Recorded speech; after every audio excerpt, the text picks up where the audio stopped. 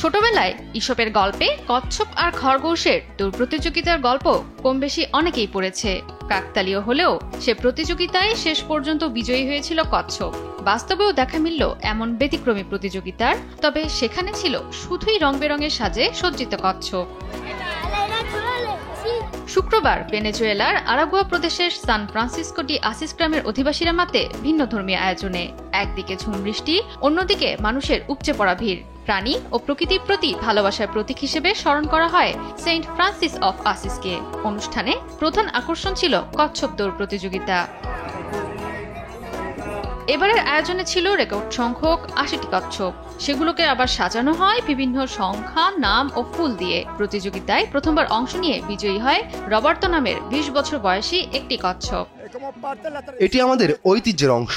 আমরা এটিকে হৃদয়ে ধারণ করি এবং উচ্ছ্বাসের সঙ্গে উদযাপন করি। আমাদের চেষ্টা থাকে আয়োজনের মাধ্যমে শিশুসহ সবাই যেন আনন্দ পায়। শিশুদের উচ্ছ্বাস অনুষ্ঠানে যোগ করে বাড়তি আনন্দ।